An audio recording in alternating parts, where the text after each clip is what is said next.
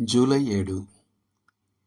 మన ఎడల ప్రత్యక్షము కాబోవు మహిమ ఎదుట ఇప్పటి కాలపు శ్రమలు ఎన్నతగినవి కావని ఎంచుచున్నాను. రోమీలకు రాసిన పత్రిక 8వ అధ్యాయము 18వ వచనం. వాటిని మాత్రమే తీసుకుంటే ప్రస్తుత కాలపు శ్రమలు భయంకరమైనవిగా ఉండవచ్చు. నేను క్రైస్తవ హతసాక్షుల ఘోరమైన శ్రమల గురించి ఆలోచిస్తాను. కాన్సంట్రేషన్ క్యాంపుల్లో దేవుని ప్రజల్లో కొందరు అనుభవించవలసి వచ్చిన వాటి గురించి ఆలోచిస్తాను. యుద్ధంతో ముడిపడి ఉన్న భయంకరమైన శ్రమల గురించి మనం ఏం చెప్పాలి? ప్రమాదాలతో సంబంధం ఉన్న క్రూరమైన అంగవైకల్యం మరియు పక్షవాతం గురించి, క్యాన్సర్ లేదా ఇతర వ్యాధులతో పీడించబడిన మానవ శరీరాల చెప్పనలవి కాని నొప్పి గురించి. అయినప్పటికీ శారీరక శ్రమ మాత్రమే కథ కాదు. కొన్ని సమయాలలో మానసిక వేదన కంటే శారీరక నొప్పిని భరించడం సులభం అనిపిస్తుంది. సొలొమోను, నరుని ఆత్మ వాని వ్యాధిని సహించును, నలిగిన ఆత్మను ఎవడు సహింపగలడు అని సామెతలు 18:14లో రాసినప్పుడు దాని అర్థం అదే కదా.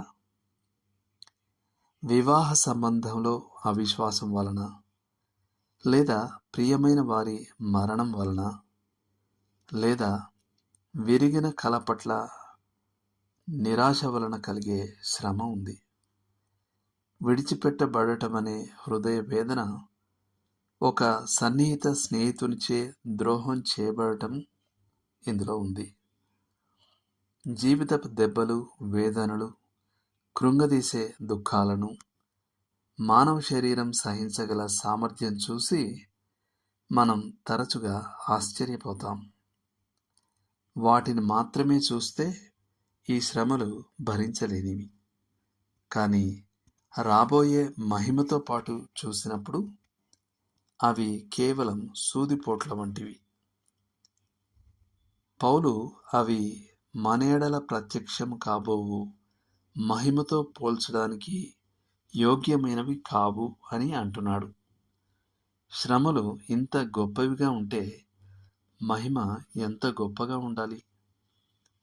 మరో వాక్య భాగంలో అపోస్తలుడైన పౌలు ఒక అద్భుతమైన ఆత్మీయ చిత్రణలో మునిగిపోయి, మాకు తేలికయ్యున్న మా శ్రమ క్షణమాత్రముండునదై ఎక్కువగా మా కొరకు నిత్యమైన మహిమ భారంను కలగజేయుచున్నది అని కొరింథీయులకు రాసిన పత్రిక 2వ అధ్యాయం 4:17లో అంటాడు.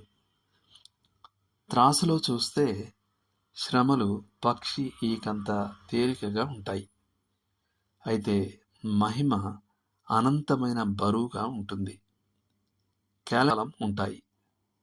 అయితే మహిమ నిత్యమైనది. ప్రయాణం చివరలో మనం రక్షకుని చూసినప్పుడు ప్రస్తుత కాలపు శ్రమలు ప్రాముఖ్యతను కోల్పోయి మసకబారతాయి. మనం యేసును చూచినప్పుడు ఇదంతా విలువైనదే అవుతుంది.